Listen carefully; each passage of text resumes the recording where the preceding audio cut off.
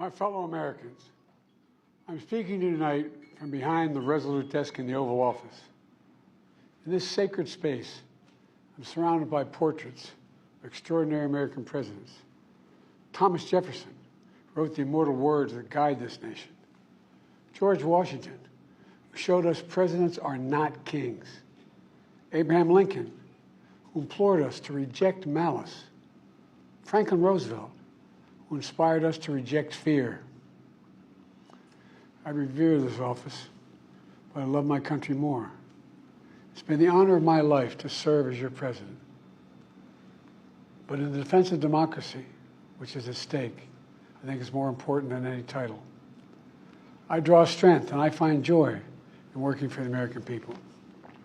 But this sacred task of perfecting our union is not about me. It's about you, your families, your futures. It's about we, the people. We can never forget that. And I never have. I've made it clear that I believe America is at an inflection point. One of those rare moments in history when the decisions we make now will determine our fate of our nation and the world for decades to come. America's going to have to choose between moving forward or backward, between hope and hate, between unity and division. We have to decide, do we still believe in honesty, decency, respect, freedom, justice, and democracy? In this moment, we can see those we disagree with not as enemies, but as fellow Americans. Can we do that? Does character in public life still matter? I believe I know the answer to these questions because I know you, the American people. And I know this: we are a great nation because we are good people. When you elected me to this office, I promised to always level with you, to tell you the truth. And the truth, the sacred cause of this country, is larger than any one of us. And those of us who cherish that cause cherish it so much. A cause of American democracy itself. Must unite to protect it. You know, in recent weeks, it's become clear to me that I need to unite my party in this critical endeavor. I believe my record as president, my leadership in the world, my vision for America's future, all merited a second term. But nothing can come in the way of saving our democracy. That includes personal ambition. So I've decided the best way forward is to pass the torch to a new generation. That's the best way to unite our nation.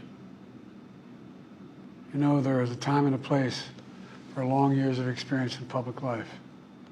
But there's also a time and a place for new voices, fresh voices, yes, younger voices. And that time and place is now. Over the next 6 months, I'll be focused on doing my job as president. That means I'll continue to lower costs for hardworking families, grow our economy. I'll keep defending our personal freedoms and our civil rights, from the right to vote to the right to choose. I'll keep calling out hate and extremism. Make it clear there is no place in America for political violence or any violence ever, period. I'm going to keep speaking out to protect our kids from gun violence, our planet from climate crisis that is the existential threat. And I will keep fighting for my cancer moonshot so we can end cancer as we know it, because we can do it. And I'm going to call for Supreme Court reform because this is critical to our democracy, Supreme Court reform. You know, I will keep working to ensure America remains strong and secure and the leader of the free world. I'm the first president in this century to report to the American people that the United States is not at war anywhere in the world. We'll keep rallying a coalition of proud nations to stop Putin from taking over Ukraine and doing more damage. We'll keep NATO stronger, and I'll make it more powerful and more united than any time in all of our history. I'll keep doing the same for our allies in the Pacific. You know, when I came to office, the conventional wisdom was that China would inevitably surpass the United States. That's not the case anymore. And I'm going to keep working to end the war in Gaza, bring home all the hostages, and bring peace and security to the Middle East and end this war. We're also working around the clock to bring home Americans being unjustly detained all around the world. You know, we've come so far since my inauguration.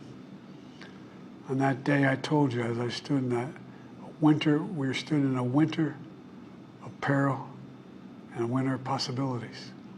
Peril and possibilities.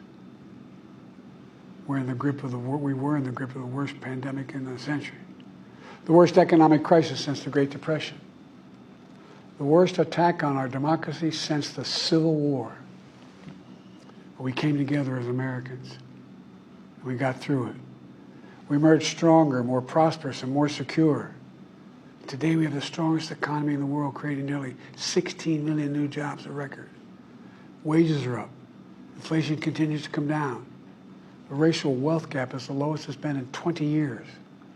We're literally rebuilding our entire nation, urban, suburban, rural, and tribal communities. Manufacturing has come back to America. We're leading the world again in chips and science and innovation. We finally beat Big Pharma after all these years to lower the cost of prescription drugs for seniors. And I'm going to keep fighting to make sure we lower the cost for everyone, not just seniors. More people have health care today in America than ever before. And I signed one of the most significant laws helping millions of veterans and their families who are exposed to toxic materials. You know, the most significant climate law ever in the history of the world. The first major gun safety law in 30 years. And today, the violent crime rate is at a 50-year low. We're also securing our border. Border crossings are lower today than when the previous administration left office. I've kept my commitment to appoint the first black woman to the Supreme Court of the United States of America. I also kept my commitment to have an administration that looks like America and be a president for all Americans. That's what I've done. I ran for president 4 years ago because I believed and still do that the soul of America was at stake. The very nature of who we are was at stake. And that's still the case.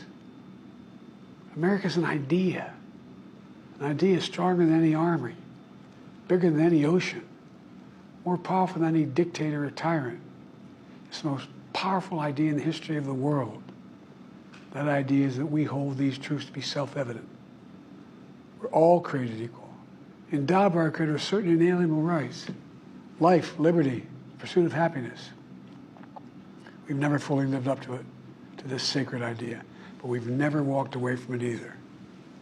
And I do not believe the American people will walk away from it now. In just a few months, the American people will choose the course of America's future. I made my choice. I've made my views known. I would like to thank our great Vice President, Kamala Harris. She's experienced, she's tough, she's capable. She's been an incredible partner to me and a leader for our country. Now the choice is up to you, the American people. When you make that choice, remember the words of Benjamin Franklin hanging on my wall here in the Oval Office, alongside the busts of Dr. King and Rosa Parks and Cesar Chavez. When Ben Franklin was asked, as he emerged from the convention going on, whether the founders have given America a monarchy or republic, Franklin's response was, a republic, if you can keep it. A republic, if you can keep it. Whether we keep our republic is now in your hands.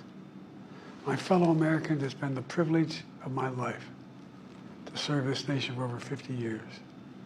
Nowhere else on earth could a kid with a stutter, from modest beginnings in Scranton, Pennsylvania, and Claymont, Delaware, one day sit behind the resolute desk in the Oval Office as President of the United States. But here I am. That's what's so special about America.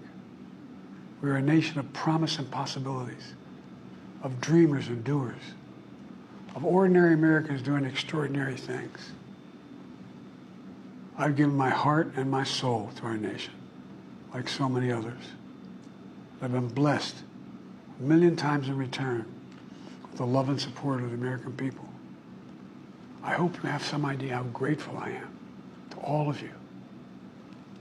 The great thing about America is here, kings and dictators do not rule, the people do. History is in your hands. The power is in your hands. The idea of America lies in your hands. We just have to keep faith, keep the faith, and remember who we are. We're the United States of America, and there's simply nothing beyond our capacity when we do it together. So let's act together, preserve our democracy. God bless you all, and may God protect our troops. Thank you.